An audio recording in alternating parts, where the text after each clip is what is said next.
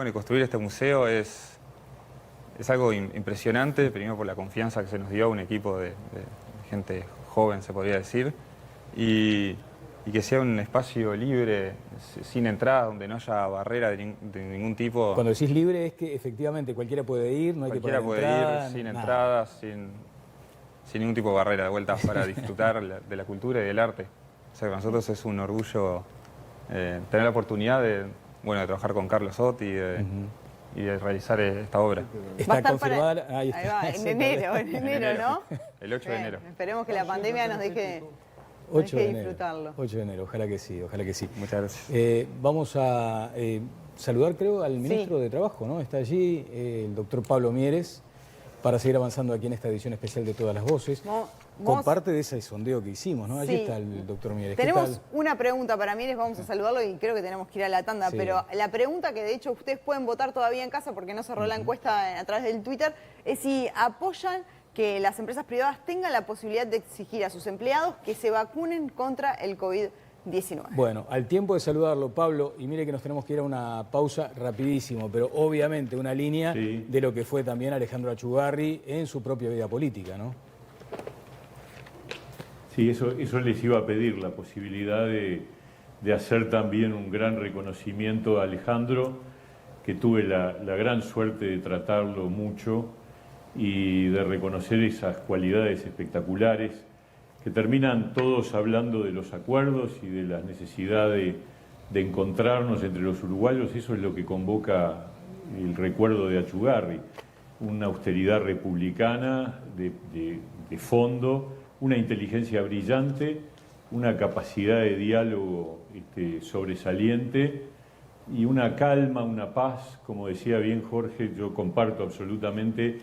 Era un tipo fuera de serie que le hizo un gran aporte al país y por eso todos lo recordamos con esa misma calidez que él sabía transmitir en el vínculo con todos nosotros. Bien. Ya vamos a estar, Pablo, con otros temas con usted, obviamente. No soy fisionomista, pero había una cuestión que tenía que ver con, no sé si la mirada, ¿no? Y su rictus, o sea, no había forma de que uno supusiera que estaba de mal. Siempre estaba... Siempre con una especie de sonrisa. Un equilibrio perfecto, una cosa, ¿viste? Impresionante. Siempre. Bueno, muy bien. Vamos a una breve pausa y luego, ¿es potestad de las empresas pedir que la gente se vacune obligatoriamente? Uno de los temas que tenemos para el ministro de Trabajo.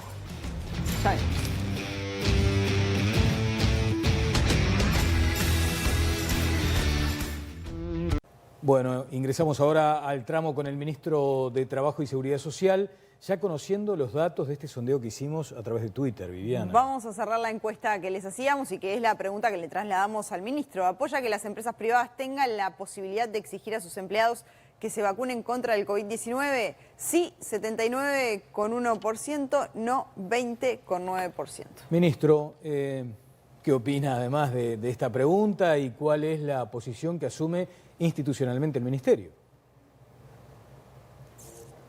Bueno, en realidad no es una posición que asuma el Ministerio, es una posición que depende de la legislación vigente. El Ministerio lo que hace es aplicar las normas y la norma hoy, en realidad en ninguna parte del mundo, no hay ningún país que haya establecido la obligatoriedad de la vacuna. Y si no hay obligatoriedad en la vacunación, no se puede exigir desde el punto de vista laboral sin incurrir en una conducta discriminatoria. O sea, para decirlo más claro, el empleador no puede obligar al empleado, al trabajador, a que se vacune, hasta que no haya una norma que establezca que la vacuna contra el coronavirus sea obligatoria. Es lo que ocurre hoy, por ejemplo, con la antitetánica. Cuando un trabajador ingresa a cualquier trabajo, tiene que tener su carnet de salud y el carnet de salud incluye la vigencia de la vacuna antitetánica, no de otras vacunas y por lo tanto esa es la circunstancia. Yo sé que es un tema complejo, es claro que hay un interés y yo digo una presión importante y yo creo que muy sensata de la búsqueda de que todo el mundo se vacune y en eso estamos y estamos trabajando para ello y el gobierno está haciendo un esfuerzo muy grande pueblo a pueblo, barrio a barrio, ahora empresa a empresa, buscando que todos los uruguayos tomen la decisión de vacunarse. Claro, no. Pero hasta el momento no se ha tomado una definición de obligatoriedad.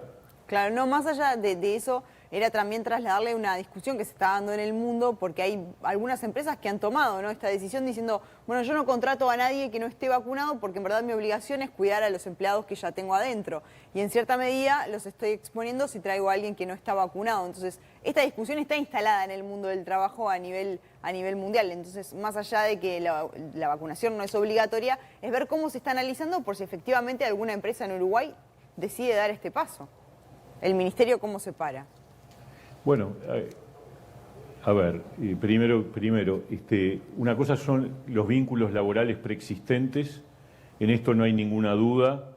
Cualquier conducta que tome un empleador con respecto a un trabajador porque no se ha vacunado, sea de despido, sea de marginarlo de sus tareas habituales, implica una discriminación y por lo tanto, si hay una denuncia, obviamente debe haber una sanción con respecto a esa conducta discriminatoria. Más allá de que me guste o no me guste, yo soy partidario de que todo el mundo se vacune, pero una cosa es eso y otra cosa es la obligatoriedad legal. Otra cosa es el criterio de la contratación. El empleador, cuando no tiene vínculo laboral con una persona y está seleccionando personal, podría utilizar ese criterio sin hacerlo explícito. Si lo hiciera explícito, entonces también estaría discriminando. Ahora, si un empleador en la búsqueda de contratar a una persona toma como criterio tener en cuenta si hay o no vacunación, nadie puede determinar que eso sea discriminación, salvo que lo diga expresamente. Claro. Esa es la situación real. Otra cosa es el derecho de admisión, ¿no? O sea, cuando una determinada actividad implica el ingreso de público, ahí sí quien organiza esa actividad tiene derecho a establecer criterios para la admisión de las personas, por ejemplo, a un espectáculo. Claro. Por ejemplo, exigir que estén vacunadas las personas que ingresen al Expo Prado, como se está anunciando ahora en estos próximos tiempos.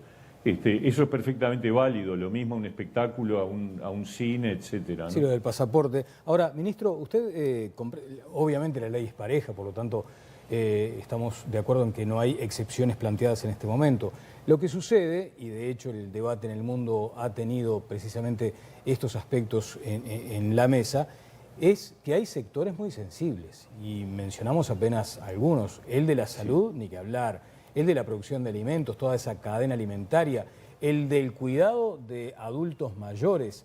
¿Usted comprende que allí sí hay una presión, como decía usted, un interés en que por lo menos haya un cambio de legislación? Es un tema que tendríamos que analizar en cada caso, porque son casos justamente específicos. Por ejemplo, la vacuna contra la hepatitis B es obligatoria para el personal de la salud. Ahí tenemos un ejemplo de una obligatoriedad asociada a un tipo de trabajo. Yo creo que además el debate recién comienza porque el requisito previo de la obligatoriedad es la accesibilidad universal, es decir, que la vacuna sea un bien al que pueda acceder cualquier ciudadano.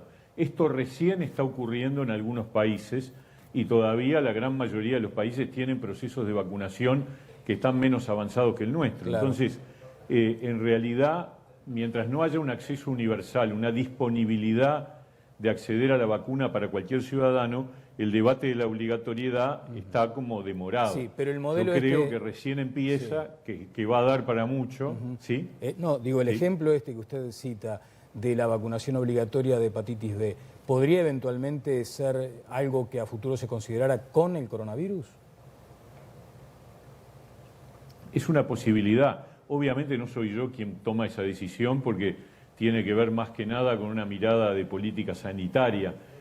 Nosotros somos los encargados de la política laboral y por lo tanto lo que sí tenemos que hacer cumplir son las normas en lo que tiene que ver con las reglas de juego de las relaciones laborales. Y está claro que una cosa que no se exige como obligatoria, no se le puede exigir como obligatoria al trabajador para ser trabajador, ¿no? Ese es el estado de situación, pero repito, yo creo que esto recién empieza, que va a ser un debate seguramente muy, muy interesante, muy rico y muy profundo, ¿no es cierto? Por ahora esas son las reglas de juego, creo que hay buenos argumentos para un lado y para el otro. El cuidado de la salud también es un bien universal y colectivo, y la construcción de la salud pública depende de que todos mantengamos ciertas conductas. Entonces, desde ese punto de vista, uno puede hablar a favor de una eventual obligatoriedad. Por otro lado, está la libertad del individuo de que elija qué hacer con su cuerpo. Son valores que realmente son muy, muy serios los dos y que ciertamente están arriba de la mesa, ¿no? Bien. Ministro de Trabajo, Pablo Mieres, le agradecemos mucho por estos minutos aquí en Todas las Voces. No, un gusto, que pasen bien. Bien. Y allí sobrevuela o subyace esto de la libertad responsable, si se quiere también, ¿no? Con esto de las vacunas obligatorias o no.